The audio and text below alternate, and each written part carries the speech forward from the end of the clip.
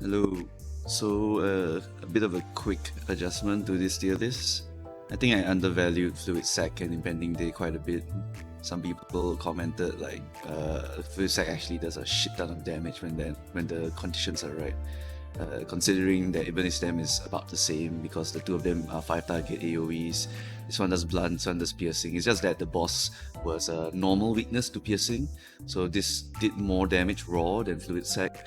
Fluid Sac does I think 18 plus 5 or something like that, and then Ebony Stem does 21 plus 7 or some high number. But Fluid Sac still performs very well against Encore and Guido, so I think actually she does deserve to be up here. When the conditions are right, she will do a shit ton of damage. So definitely a very strong ego. Impending Day probably if I put lifetime still here, Impending Day definitely should have been higher. Because Impending Day with Ninclair is just kind of ridiculous.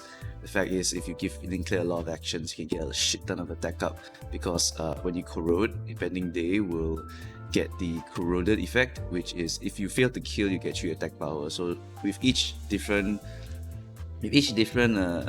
action you have, you can use the distorted, the corroded version of the ego for free, and each of them will give attack up. I think the only downside if that happens is that Ninclair will reset to 0 sanity, but before that you will also have 9 attack power up, because let's say you have 3 actions, you use 3 actions to use the corroded Impending Day, and then wham, that's 3, 6, 9 attack. So quite strong actually, kind of ridiculous. A hidden property, in case you don't know about Impending Day, is that if Ninclair were to be staggered on the turn that he corrodes, it actually resets him. He just becomes corroded but not staggered anymore. So that's another interesting property. It helps you to you can actually plan a little bit for that. So, I know he's going to corrode because of this, so I can just let myself get hit, get staggered, boom, now he's distorted and he's going to be able to hit again. Wishing Karen, I think someone made an argument for it, but when I looked at it again, right, 24, if I were to roll hits on the overcharge, it's minus 10. So it only does 14 damage in an AoE. If I paid this amount for 14 damage in AoE, I feel like it's not worth it, so I still don't like it. I mean, it's nice to have an AoE, but if we don't have a Yisang that likes tails, so like there's no point like trying to overclock this thing here. I did look at some of the corrosions as well. I think I talked about N Rodion's corrosion right beforehand.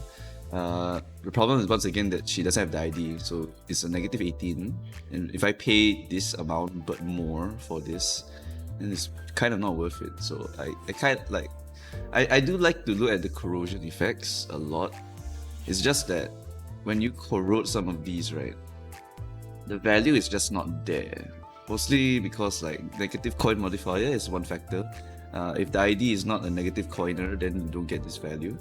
And if you hit 3 AoE, right, that's good, you know, it's great, but you need to remember that if you overclock, you either do this or you corrode yourself. So it's really hard to say whether the corrosion effect is actually worth the cost for the value. So once again, egos are super tricky to evaluate. Some of the corrosion effects are really good. And then let's look at Fluid Sac's one. You see Fluid Sac has the same problem of being a negative coin modifier, but we don't have a Faust that is beneficial. That likes to be at negative sanity. So it's really hard to look at these overclocks, because sometimes it's actually better to just use the base form. Like I remember once I was trying like Legend Domain, but if you overclock Legend Domain, right, you do get a higher power here, but if you roll the heads because he's at high sanity, then it's not gonna work out, because it will do less damage than if you were to do this. So you need to consider the sanity and the IDs attached. Currently there's only one negative coiner, Ninclair. So a lot of these corrosion effects here actually don't get a shit ton of value. They are negative coin modifiers. So I personally haven't seen a lot of other good ones. I know Wishing Karen will do AoE, but it's a negative coin and we don't have a negative Hisang. Ninclair is the only one that could possibly get this value right now, because as you all know, he's the only one with the negative coin benefits. He likes being paralyzed, he likes rolling negative coins.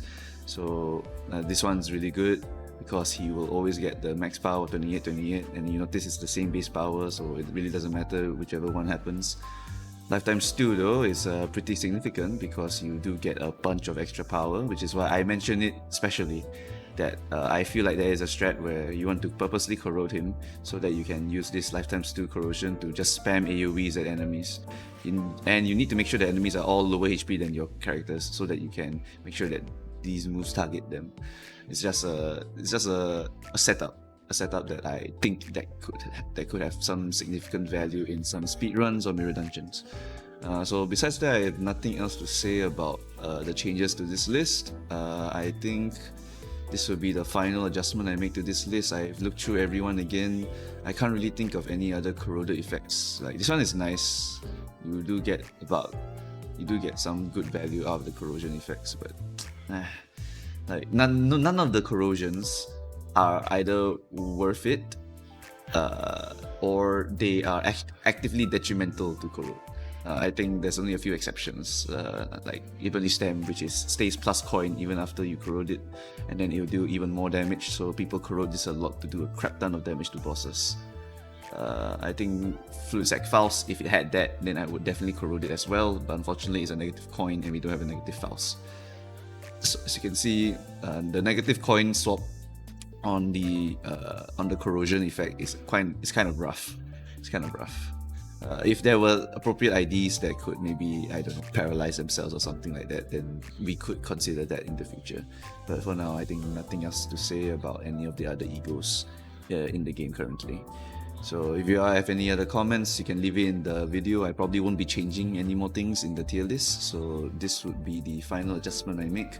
I do like it when people say that these two were really strong, and I agree, totally agree.